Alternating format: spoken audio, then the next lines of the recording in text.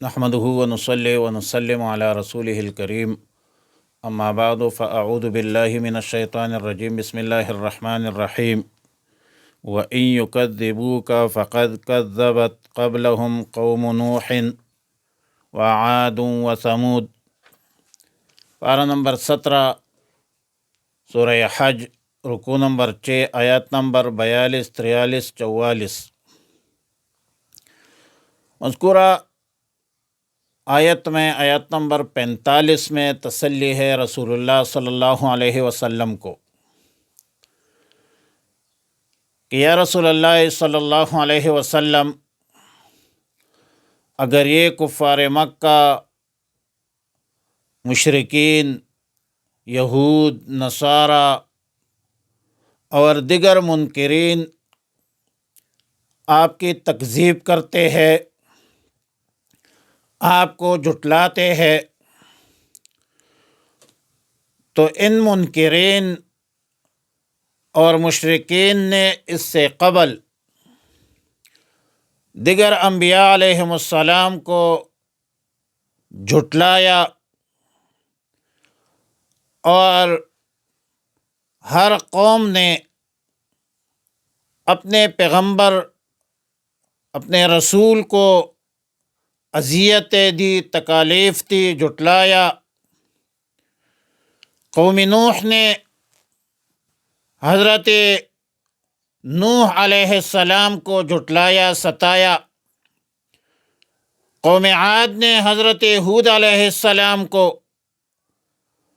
قوم ثمود نے حضرت صالح علیہ السلام کو، اس طرح قوم ابراہیم نے سیدنا ابراہیم علیہ السلام کو جھٹلایا، ستایا، تکالیف دی، اذیتیں دی۔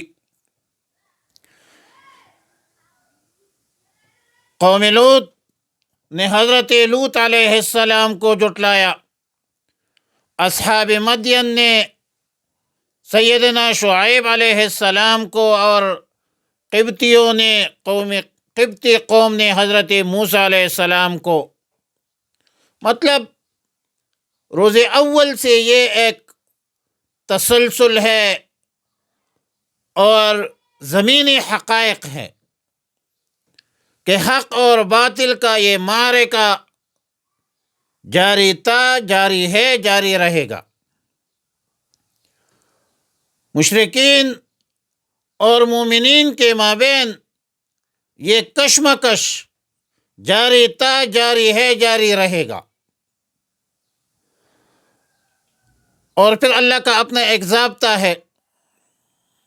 گزشتہ امتوں میں جب قوموں نے اپنے انبیاء علیہم السلام کی تعلیمات کو، پیغامات کو جھٹلایا تو فَأَمْلَيْتُ لِلْكَافِرِينَ، اللہ تعالی نے فرماتے ہیں کہ میں نے مہلت دی ان کو، عذاب میں تاخیر کے ساتھ میں نے مہلت دی، اور ایسی مہلت دی جیسا کہ آج میں نے ان منکرین مشرکین کو مہلت دے رکھی ہے۔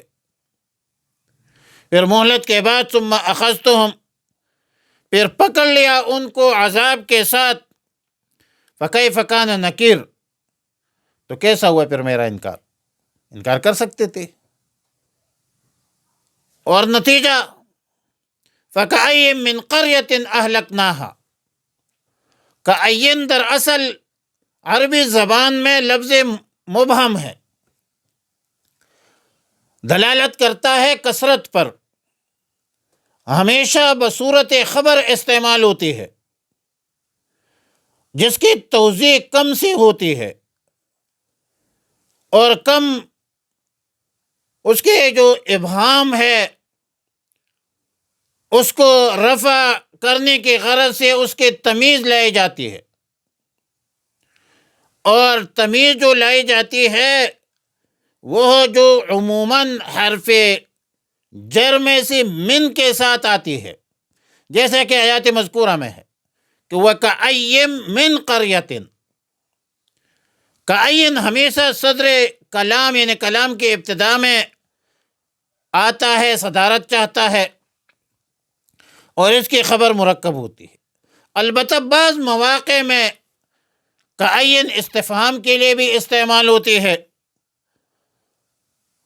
وہی ظالمۃ میں واو حالیہ ہے، جملہ حالیہ ہے اہلکنا کی ضمیر سے، اور یہ نسبت جو ہے یہ مجازی ہے.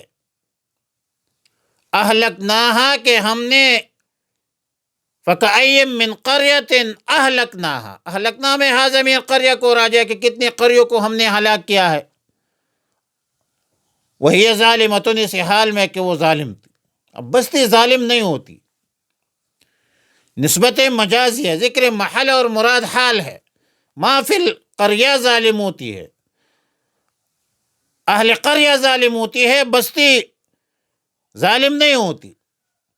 فہی خاویۃ علی عروشہا، جب اللہ نے پکڑ لیا ہلاک کر دیا تو فہی خاویۃ اے فہی ساقطۃ، جملہ مستانفہ ہے یا معطوفہ ہے اہلکنا پر، اور خاویۃ کا معنی ہے ساقطۃ کہ اب وہ گرے پڑے ہے، علی عروشہا علی سقوف اپنے چھتوں پر. اور کیونکہ ان بستیوں کی تعمیر کمزور ہو گئی، بنیادیں ہل گئی، چھتیں گر پڑی. اور ایک تفسیر یہ ہے کہ فہی خاویۃ فہی خالیۃ، مطلب یہ ہے کہ وہ بستیاں جو ہے وہ ویران ہو چکی تھی، خالی ہو چکی تھی. وبیر معطلۃ، اور یا تو اس میں بھی قریہ کی طرح عموم ہے، اور مطلب یہ ہے کہ بہت سارے کنویں ایسے تھے جو اب بالکل بیکار پڑے ہیں، کوئی ان سے پانی نہیں پیتا، نہ پاشی کر نظام ہے، اس لیے کہ وہاں پر لوگ نہیں ہے. زینت المکان بالمکین، کوئی بندہ ان چشموں سے، اس کنووں سے پانی نہیں پیتا. وہ قرا جو ہے، وہ قریے، وہ بستی ہے، وہ خالی پڑی ہے، ہلاک ہو گئے سب. لیکن ایک تفسیر یہ ہے کہ بیر معطلتن سے مراد ایک مخصوص کنواں مراد ہے. یہ کنواں حضرموت کے قصبہ حصورہ میں واقع ہے، اور یہ وہ کنواں ہے جہاں سیدنا حضرت صالح علیہ السلام چند افراد کے ساتھ جو ہے قوم پر عذاب آنے سے پہلے فروگش ہو گئی.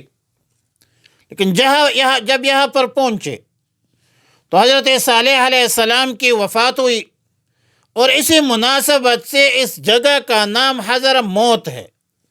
حضرموت کا نام اس لیے پڑ گیا ہے کہ اس مقام پر سیدنا صالح علیہ السلام کی وفات ہوئی تھی. حضرت صالح علیہ السلام کی قوم کے یہ افراد یہاں چند عرصے تک رہے. بعد میں اس کے اندر اصنام پرستی شروع ہوئی، بت پرستی شروع ہوئی. اس کے ہدایت کے لیے اللہ تعالی نے حنظلہ ابن سفیان کو نبی بنا کر بھیجا، مگر قوم نے حضرت حنظلہ ابن سفیان کی بات نہیں مانی رضی اللہ علیہ السلام. اس لیے اللہ تعالیٰ نے اس پر عذاب نازل فرمایا، نیست و نابود کر دیا، اور ان کا یہ کنواں ویراں ہو گیا. انہوں نے محلات بھی بڑے بنائے تھے، وہ محلات بھی اجڑ گئے. کذا فی معالم التنزیل، علامہ بغوی نے یہ دوسرے تفسیر لکھے ہے. وقصر مشید، اور اونچے اونچے محلات جو ہے وہ بھی ختم ہو گئے. تو فرمایا وَلَقَدْ وَإِن يُكَذِّبُوكَ، اگر یہ لوگ جھٹلائے آپ کو، یکذبوک اگر جھٹلائے آپ کو یا رسول اللہ صلی اللہ علیہ وسلم، فقد کذبت تحقیق کے ساتھ جھٹلایا ہے، قبلہم اس سے پہلے، قوم نوح قوم نوح نے، نوح علیہ السلام کو، وعاد قوم عاد نے، وثمود قوم ثمود نے، وقوم ابراہیم وقوم ابراہیم، ابراہیم علیہ السلام کی قوم نے، وقوم لوط، اور لوط علیہ السلام کی قوم نے حضرت لوط علیہ السلام کو ستایا، جھٹلایا، وَأَصْحَابُ مَدْيَنَ، اور اہل مدین نے حضرت شعیب علیہ السلام کو جھٹلایا، وَكَذَّبَ مُوسَىٰ، جھٹلایا موسیٰ علیہ السلام کو ان کے قوم نے، فَأَمْلَيْتُ، پس میں نے مہلت دی، لِلْكَافِرِينَ، کفار کو، کافروں کو، ثم اخذتهم، پھر پکڑ لیا ان کو، فَكَيْفَ كَانَ نَكِيرٌ، پس کیسا تھا میرا عذاب، وہ کیسے انکار کر سکتے تھے میرے عذاب سے۔ فَكَأَيٍّ مِّن قَرْيَةٍ، پس کتنی بستیاں تھی، اہلکناہا، جن کو ہم نے ہلاک ڈالی، وَهِيَ ظَالِمَةٌ، اور اسی حال میں کہ وہ ظالم تھی، فَهِيَ خَاوِيَةٌ، پس وہ گری پڑی ہے، عَلَى عُرُوشِهَا، اپنے چھتوں پر، وَبِئْرٍ مُعَطَّلَةٍ، اور وہ کنویں جو بیکار پڑے ہیں، تعطل کے شکار ہے، وَقَصْرٍ مَشِيدٍ، اور رفیع اور بلند محلات بھی بیکار پڑے ہیں، کوئی نہیں رہتا اس میں، جس نے رہنا تھا وہ ہلاک ہو گئے۔ وصلی اللہ علی النبی الامی الکریم وعلی آلہ واصحابہ اجمعین۔